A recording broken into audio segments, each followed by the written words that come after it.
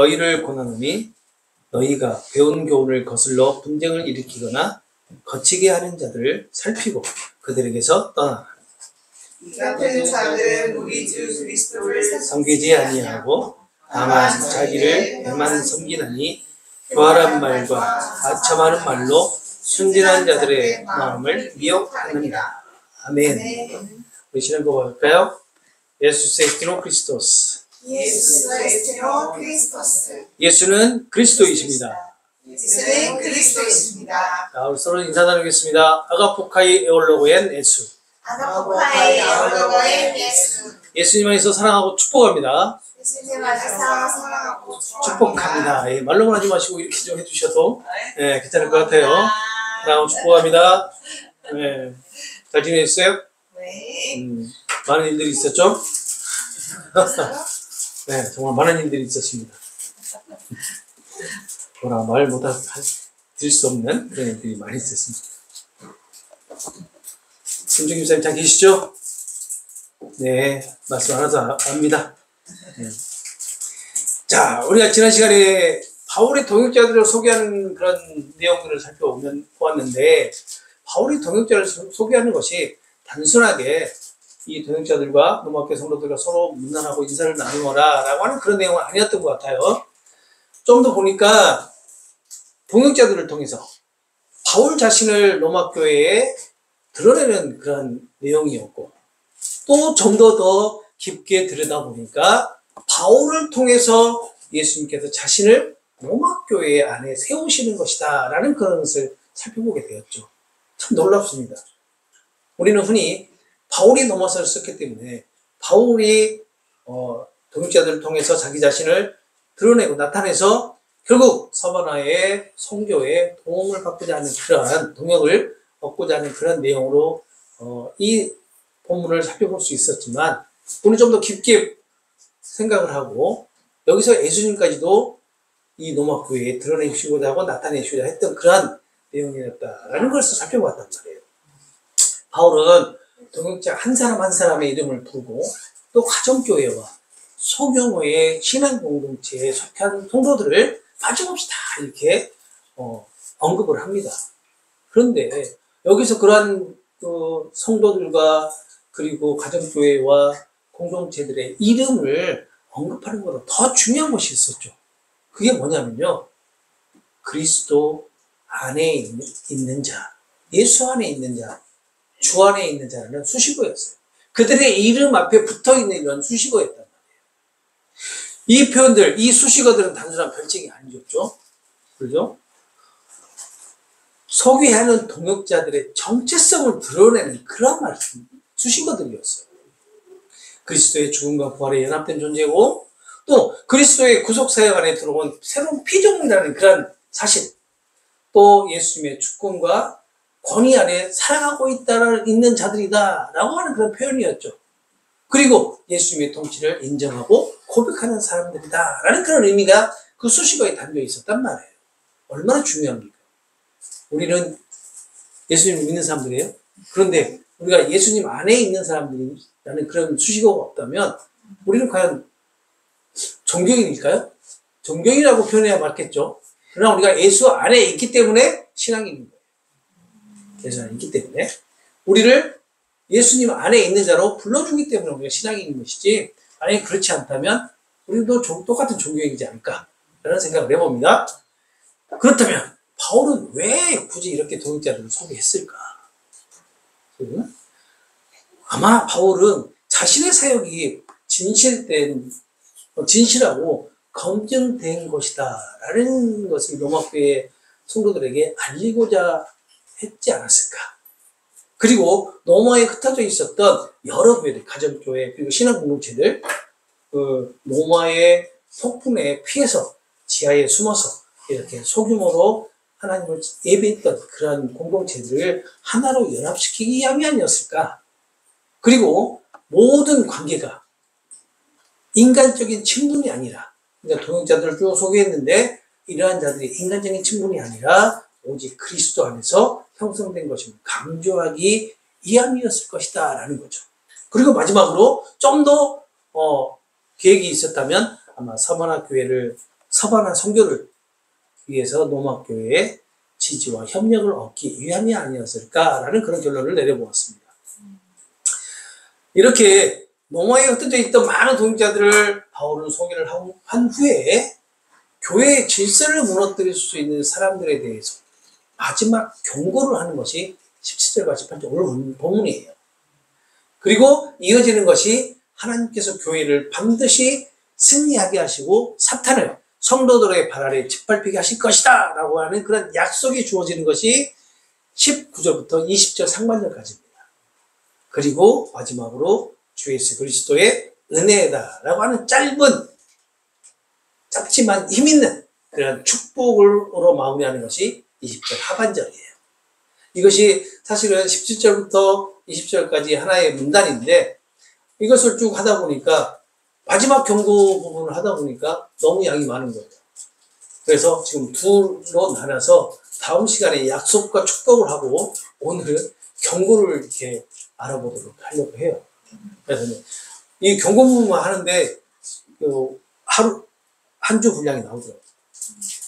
그래서 두 절밖에 안 되는데 그래서 나눠서 다음 주까지 이 부분을 알아보려고 합니다. 17절과 18절을 보시면 이렇게 얘기하죠. 형제들이여 내가 여러분에게 권합니다. 너희가 배운 그 교훈을 거슬러서 분열들과 걸림돌들을 만들어내는 자들을 주의 깊게 살피고 또 그들에게서 돌아서십시오 라고 한단 말이에요. 그리고 18절을 보게 되면 왜냐하면 이러한 자들은 우리 주 그리스도를 섬기지 않고 자신들의 뱃속을 챙기며 그럴듯한 언변과 아름다운 말로 선한 자들의 마음을 속이기 때문입니다 라고 경고를 합니다. 선한 자들이 누구예요? 분별력이 약하고 믿음의 뿌리가 말씀의 뿌리가 깊지 않은 성도들을 얘기하겠죠. 누군가 옆에서 감언이설을 하면 그냥 넘어갈 수 있는 그런 분들 이라고 볼 수 있어요. 오늘 본문의 내용이 이래요. 제가 좀 더 쉽게 풀어서 읽어드렸는데 그렇다면 여기서 말하는 너희가 배운 교훈은 무엇일까? 너희가 배운 교훈 그냥 우리가 흔히 알고 있는 교훈 하면 생각나는 거 있죠? 단순한 지식 아니면 어드바이스? 정보? 이렇게 생각할 수 있지만 오늘 본문에서 말하는 교훈은 그런 것 같지 않아요? 바울과 사도들을 통해서 전해진 복음의 핵심을 교훈으로 표현하지 않았을까? 그래서 그렇다면 그 핵심이 무엇일까? 바울과 사도들이 전해준 그 복음의 핵심이 무엇일까? 예수 그리스도의 십자가의 부활, 죽음과 부활, 그리고 믿음으로 말미암아 의롭다 하심을 받는다는 교리, 그리고 성령 안에서 누리는 새로운 삶이 되겠죠. 성령 안에서 누리는 새로운 삶이 뭐예요? 여러분들이 살고 있는 그리스도의 삶. 그리스도의 삶. 성령 안에서 누리는 새로운 삶이라고 해가지고 이렇게 신비스럽고 엄청난 기적이 일어나고 하는 그런 삶이 아니라 우리가 살아가고 있는 그리스도의 삶을 얘기한단 말이에요. 이러한 모든 복음의 진리를 교훈이다라고 표현을 합니다. 바울은. 오늘 본문에서. 따라서 교훈을 거스른다라는 것은 어떤 것일까? 단순하게 실수를 하는 정도가 아닌 것 같아요. 보니까 사도들에게서 배운 이 복음에서 벗어나서 다른 것을 더하거나 빼거나 그리고 그 진리를 왜곡하고 공동체를 나누고 성도들을 넘어뜨리는 일을 하는 것이 아닐까 그렇게 해석이 됩니다. 공동체를 나눈다는 게 뭐예요? 분열을 조장한다는 거예요. 분열. 그리고 성도들을 넘어뜨린다는 거예요. 성도들을 실족시킨다는 그런 의미가 되겠죠. 무엇을 가지고? 진리를 왜곡해서 더하거나 빼고 해가지고 말씀이 아닌 말씀에 뭔가를 더해가지고 빼가지고 이렇게 만들어버리는 얘기예요. 물론 오늘 본문의 대상이 누구냐면 교회 밖에 있는 거짓 교사들을 대상으로 지금 하고 있는 말씀이에요. 초대교회 당시에 그런 거짓 교사들 누구를 얘기할까요? 율법주의자들. 그리고 이 헬라 철학과 이 철학을 혼합시켜서 나온 그런 사상들 얘기한단 말이에요. 이단 사상 이런 것들. 나중에는 이게 신비주의로 빠지고 또 영지주의로 흘러가요. 이런 사상들이. 이런 자들 교회 밖에 교사들이다, 거짓 교사들이다 라고 이렇게 하고 있는데, 초대 당시 교회 당시에는 바로 그런 자들이었지만, 그런 자들뿐만 아니라 아마 하나님의 말씀, 그러니까 복음을 하나님 중심으로 해석하지 않고 인간 중심으로 해석해서 바꿔버리는 모든 것들이 되지 않을까. 대표적인 게 뭐죠? 인본주의가 있지 않을까. 그러면 인본주의라는 것이, 물론 이 인본주의라는 단어가 사용된 지는 얼마 안 됐지만 그때 당시는 없었겠냐는 거예요. 저는 그때 당시도 있었을 거라고 봅니다. 왜냐하면요, 인본주의가 뭐예요? 예수님을 믿는 믿음으로 부족하다라는 거예요. 인본주의. 그러면 인간적으로 무엇인가를 더 해야 한다는 얘기죠.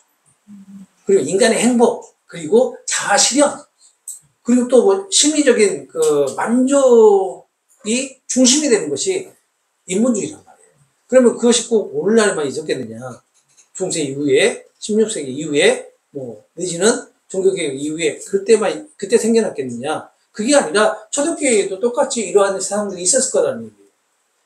초대교회 그리스도인들도 인간의 행복을 추구하고, 그리고 자아실현과 그리고 심리적인 만족이라고 하는 그런 걸 중심으로 성경을 해석을 했을 수도 있단 말이에요. 그랬을 것이다. 그러면 초대교회나 지금이나 똑같이 인본주의는 이렇게 복음을 거스리는 대표적인 케이스가 아니겠느냐는 겁니다. 예를 들어서요, 예수님을 믿으면 고난이나 어려움이 없이 모든 일이 잘 된다. 이렇게 가르치는 거, 이거 인본주의 맞죠? 네. 그리고 단순히 복음을 도덕적인 교훈으로 받아들이고, 내지는 자기 개발의 그런 도구로 사용되는 그런 수준으로 축소시키는 거, 이것도 인본주의예요. 중심이 누구예요? 인간이잖아요. 그렇죠? 또 교회 안에서 자기 주장과 이익을 앞세우는 자, 이것도 마찬가지가 되겠죠.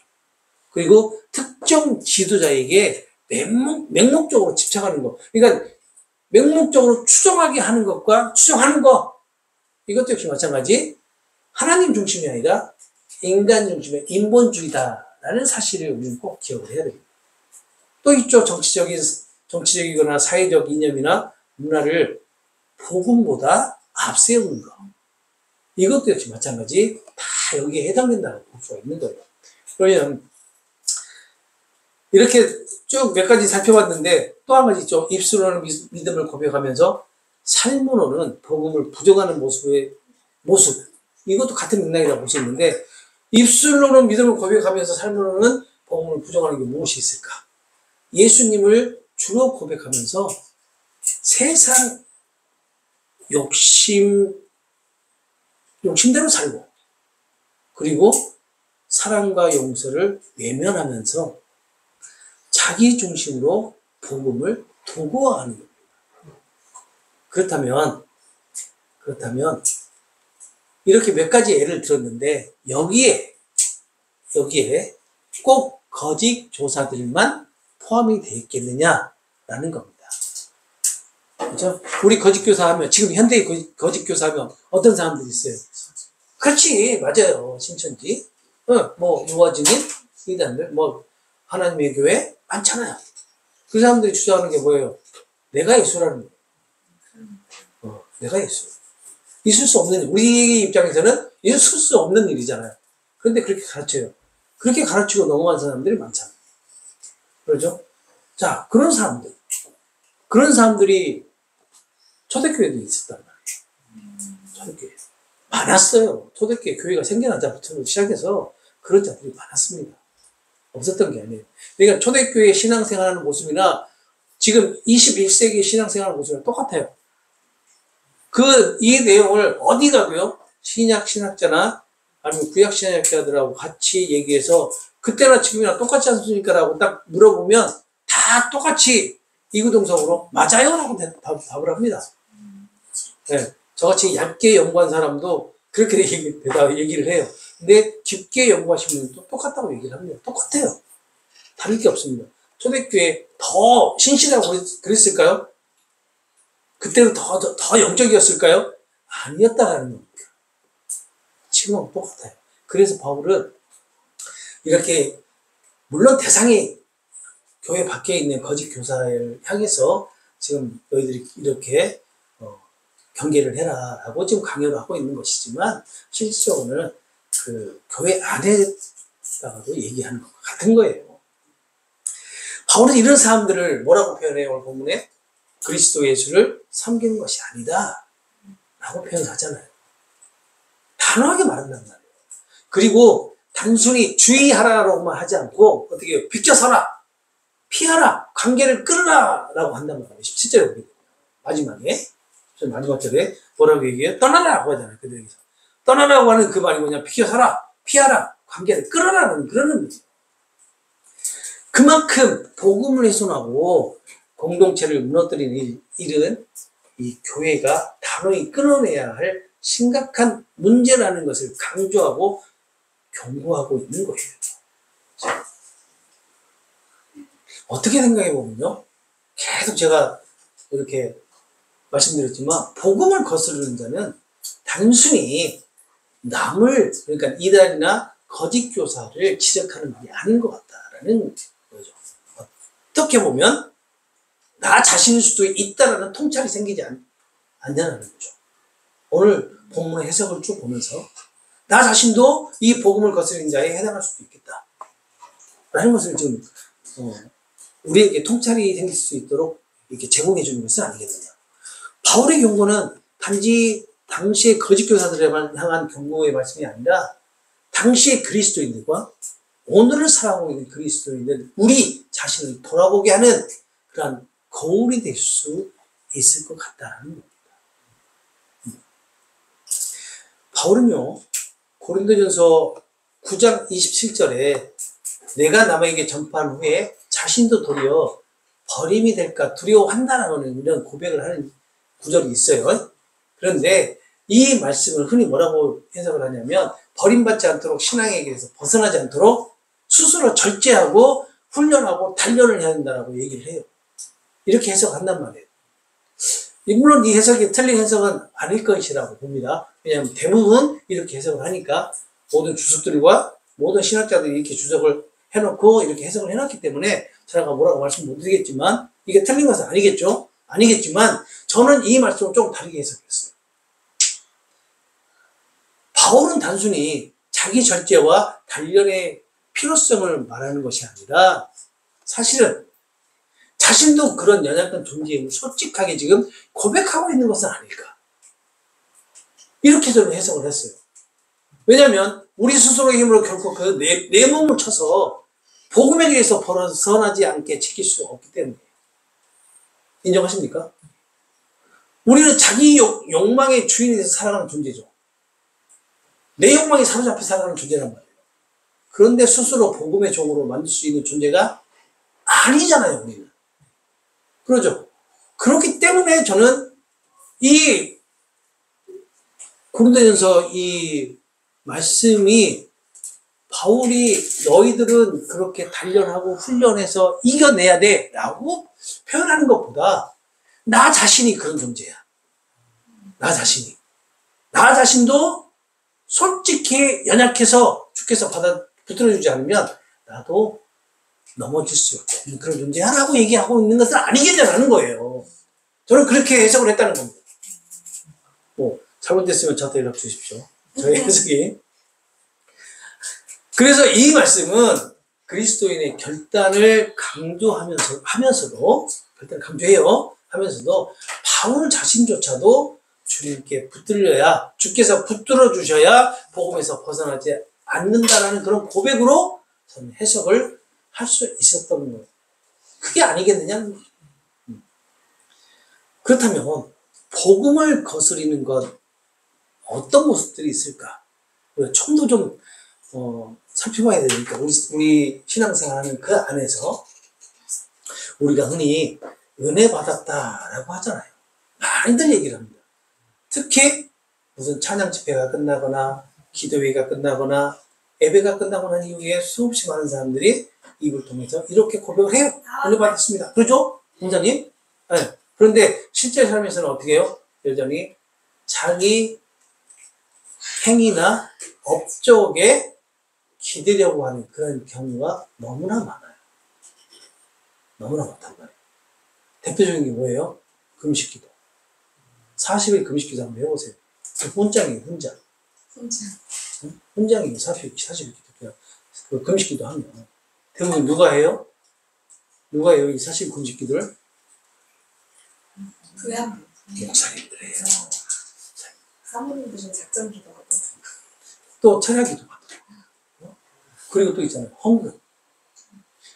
이런 거 같은 거, 물론 이런 것들은 신앙인의 삶 속에서 귀한 성령의 열매로 나타나잖아요. 나타나는 것들이기도 해요. 그렇지만 주님께 붙들린 사람들에게서 자연스럽게 나타나고 자연스럽게 드러나지는 그런 모습이기도 하잖아요.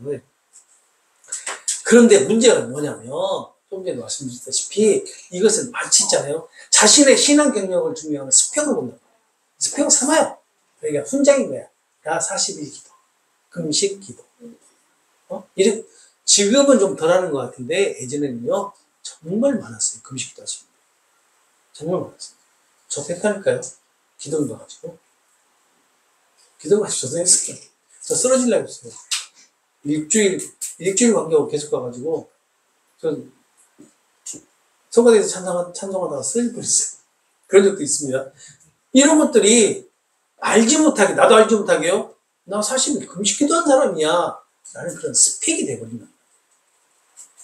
신앙의 자랑거리가 되고 타이틀처럼 가슴에 달고 살아가는 그런 모습을 보여준단 말이에요. 이것이 바로 복음을 거스르는 자의 모습이 아니겠냐라는 겁니다. 아니, 내가 사실 금식기도에 그렇게 자랑할 거예요. 얼마나 하나님께서 사랑하셨으면 그 자리로 인도하셨겠냐. 그러죠? 그러면 주께서 내가 40일 동안 아무것도 안 먹었는데 죽지 않고 살아있게끔 하신 것은 주님의 은혜잖아요. 주님께서 하신 거잖아요. 그러면 내가 뭘 한 게 있다고 자랑할 게 있겠냐고. 없잖아요. 그죠, 권사님? 응? 맞아요. 그런데 그래서 우리는 신앙의 스펙을 하나씩 쌓아요. 거기다가 내가 작정 기도했더니 우리 교회 운영자금으로 5천만 원을 내가 딱 내놨어요. 그럼 어떻게 돼요? 그 5천만 원은요, 내가 이 교회를 떠날 때까지 나에게 따라붙는 하나의 훈장이에요. 그렇게 돼버렸잖아요. 일본에 모 교회 목사님이 있었어요.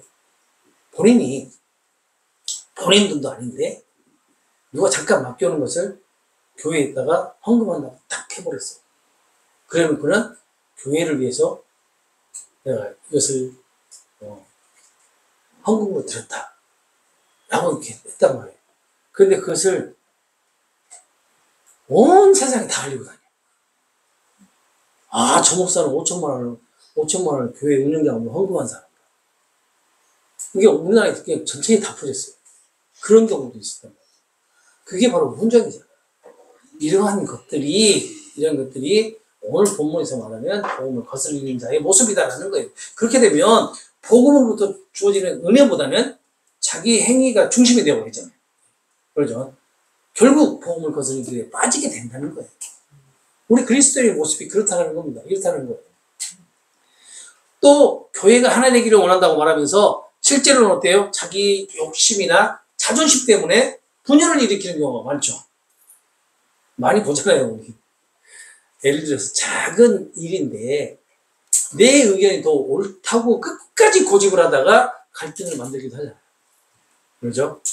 맡겨진 직분이나 그 사역을 봉사보다는 자기 권리처럼 주장을 한다. 자기 권리처럼 주장한다는 게 뭐냐면 봉사가 아닌 특권이나 소유권으로 본다는 거예요. 그런 경우 많이 있잖아요. 그러면 다른 사람들과 다툼이 생겨요, 안 생겨요? 생겨요. 분쟁이 생긴단 말이에요. 그렇게 분쟁이 생기다 보면 결국은 그 자그마한 공동체 안에서도 분열이 일어나잖아요. 파가 생긴단 말이에요. 그 사람을 따르는 사람과 그러지 않는 사람들. 이렇게. 이것이 이러한 모든 모습들이 결코 교회 밖에서부터 이루어지는 것이 아니라 교회 안에서 발생되는 일들이고 교회 안에서 복음을 거스리는 자들이 나타나서 이렇게 만들어버리는 거잖아요. 우리의 모습이라는 거예요. 우리의 모습. 나의 모습이고 내가 거기에 해당된다는 겁니다.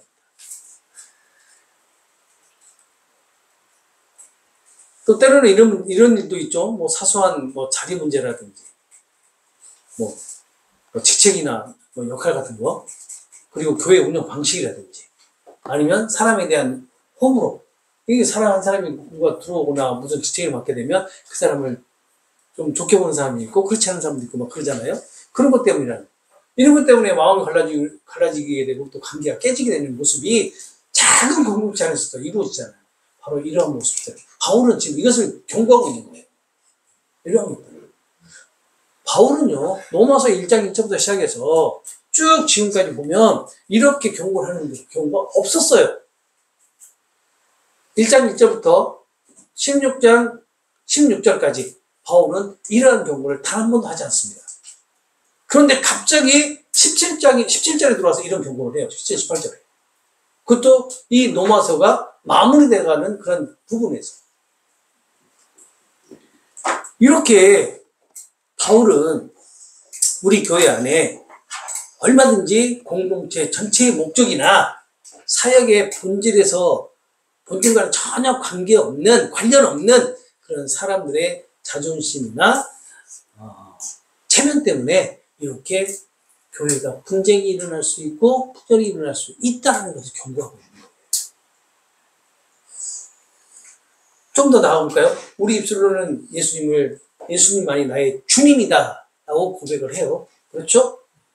실제 삶에서는요, 예수님만이 나의 주님이라고 고백하는 사람들이 일반 은총이라고 하는 그 이름으로 돈이나 세상을 더 의지하고 그것을 주인 삼아 살아가는 경우가 있어요, 없어요? 있어요. 그런데 어떻게 해요? 그러한 삶을 정당화시켜버려요. 무엇으로요? 일반 은총으로. 하나님께서 주신 것이다. 이렇게 표현을 하면서. 그런 사람들이 많이 나타나기 때문에 결국 이런 모습들은 우리 자신이 복음을 거스린 자의 자리에 있을 수도 있다. 복음을 거스리는 자이다.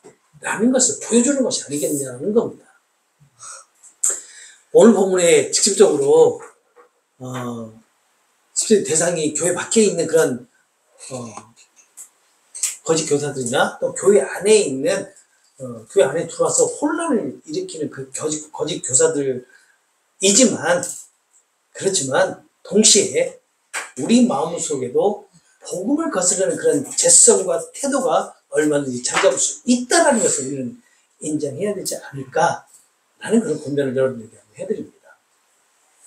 그래서 바울의 이 명령은 단순히 공동체를 지켜야 한다는 거짓 교사와 이런 철학 사상이나 이단 사상으로부터 공동체를 지켜야 된다라는 그런 경고로 끝나는 것이 아니라 오늘 우리 각자에게 너 자신을 돌아보라 라는 그런 영적 거울로 다가오는 말씀이 아니겠냐는 겁니다.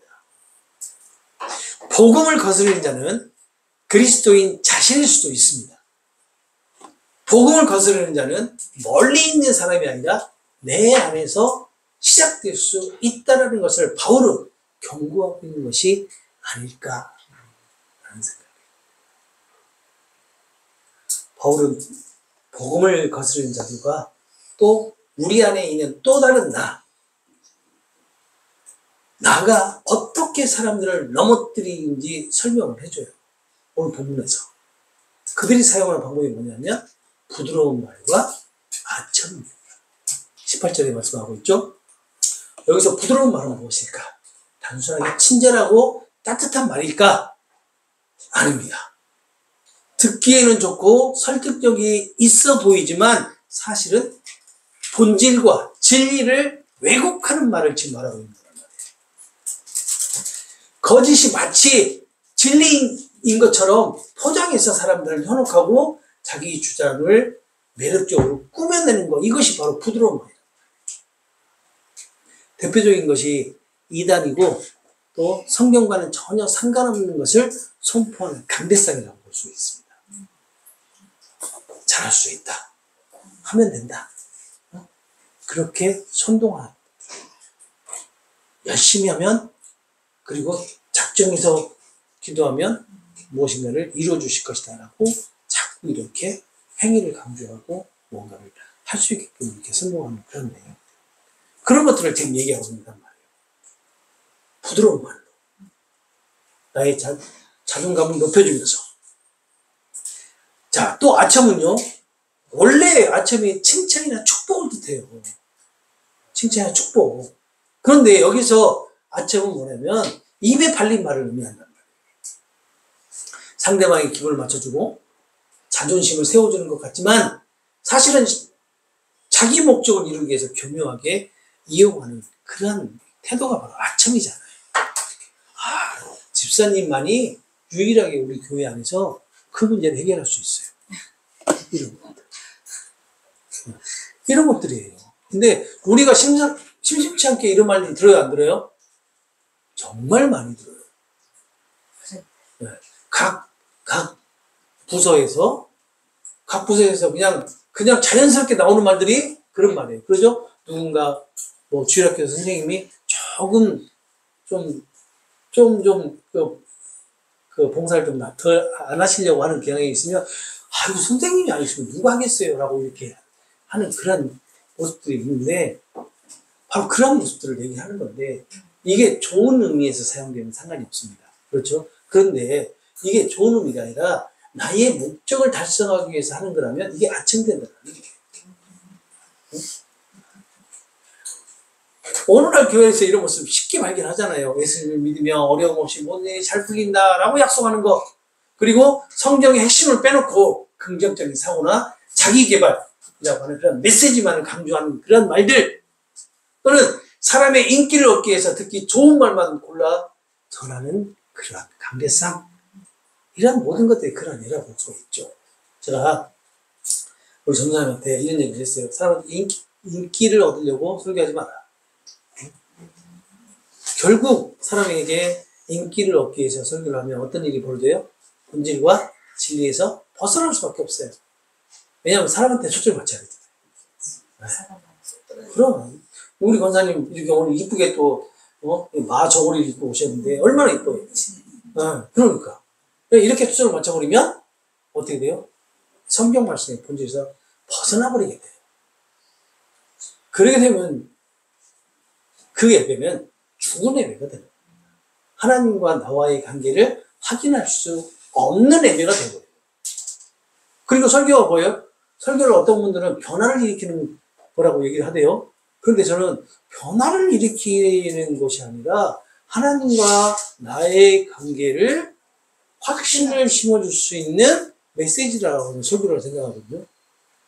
그러면 그 변화는 누가 일으켜요? 성령께서 일으키는 거지. 내 설교를 듣고 변화가 됐다? 그러면 뭐예요? 내가 신이 돼버리는 거예요. 난 그렇게 되고 싶지 않으니까 절대 그렇게 하지 마세요. 변화되지 마세요. 나 그렇게 되고 싶지 않아요. 변화되는 것은 내가 아니에요. 내 말을 듣고 변화되는 게 아니에요. 강대상에서 선포되는 말을 듣고 변화되는 것이 아니라 성령께서 저를 통해서 그런 말씀을 하게끔 하시고, 그리고 성령께서 이 말을 들은 청중들이, 회중들이 변화되게끔 도와주시는 거란 말이에요. 그렇게 가서 말씀들 하세요. 우리 목사님 설교 말씀 들어봐. 기가 막혀. 사람들이 눈을 뜨지 않나니까. 그렇게 말하는 자체가 바로 복음을 거스리는 그런 말 자체가 아첨이란 말이에요. 부드러운 말이란 말이에요. 이렇게 무너뜨리게 하는 거예요. 옆에 있는 성도들. 그리고 새롭게 시작하려고 하는, 신앙생활을 시작하려고 하는 사람들을 무너뜨리는 것이 바로 이런 것들이에요. 저는 그렇게 생각을 합니다. 최소한. 이런 말들은 처음에는 위로가 돼요. 힘이 됩니다. 그러죠? 이런 말 듣고 힘 안 되고 위로 안 되면 말이 안 되죠. 결국은 복음의 본질을 흐리게 하고 성도들의 마음을 빼앗아 자기 욕심을 채우는 수단이 되어버린단 말이에요. 바울이 경고하는 이 부드러운 말과 아첨, 이것은 듣기 좋은 거짓말로 성도들의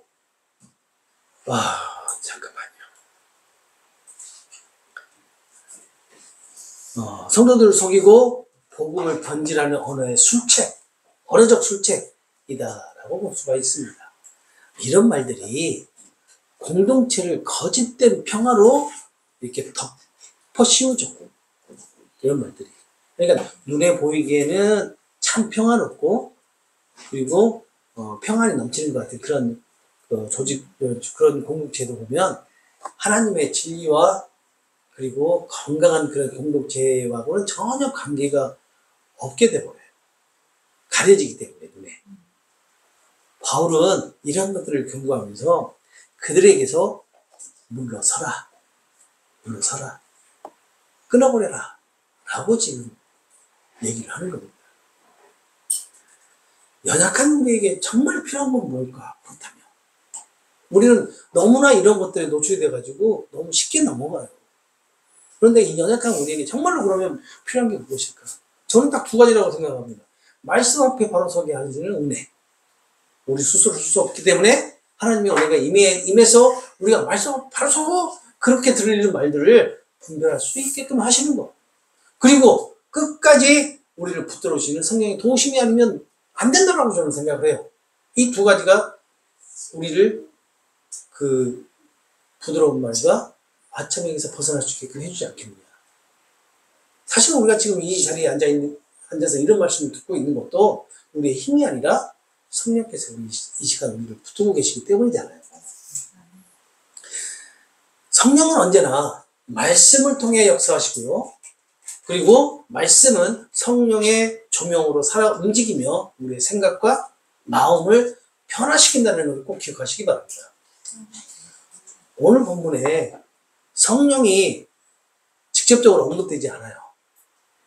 오늘 본문에 성령이라는 말 하나도 안 나와있잖아요. 그죠?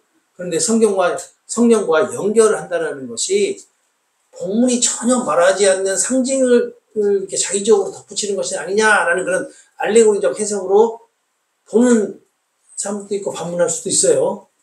오늘 본문을 이렇게 설명을 해주면서 해석을 하면서. 하지만 그런 분들은 그 신학교 교수들도 그렇게 얘기를 해요. 이렇게 설명을 하면 그건 알레고리적 해석 아니냐라고 얘기를 한단 말이에요. 그런 분들은요, 노마스라고 하는 그런 큰 습을 보지 못하게 되는 거예요. 오늘 본문에 나오는 작은 나무만 보시기 때문에 된단 말이에요. 큰 습에서 본다면 어떻게 볼까요? 노마스뿐만 아니라 성경 전체의 교훈을 적용을 하는 것이 성령의 도우심이에요. 그러잖아요. 우리도 노마스에서 계속 성령의 도우심에 대해서 강조하고 있잖아요.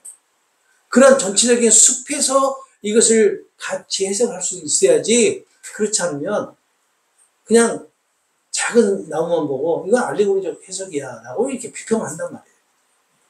그런 경우가 너무 많아요. 그러나 그렇지 않습니다. 성령께서 우리를 도우시지 않으면 오늘 본문에서 말하고 있는 이 복음을 거스리는 자에 우리도 언제든지 포함이 되고, 그러한 자가 바로 나라는 사실을 깨닫지 못한 상태에서 그냥 복음을 거스리는 자의 삶을 살아갈 수밖에 없다라는 거예요. 그래서 성령의 도우심이 반드시 필요하다라는 겁니다. 이것을 꼭 잊지 마시기 바랍니다. 우리가요, 말씀 앞에 바르게 설 수 있는 은혜를 우리가 받아야지만이 가능한 거예요. 이것을 꼭 기억하시기 바랍니다. 거룩하시는 이번 한 주간에도요, 바울이 전한 복음을 거스르는 자들에 대한 그 경고를 깊이 묵상하면서 나 자신이 복음을 거스르는 자들의 그 반열에 서지 않도록 성령의 도우심 안에서 흔들림 없는 믿음으로 인도함을 받는 그러한 날들이 되시기를, 그리고 그러한 은혜가 충만하게 임하기를 소망합니다. 이제 함께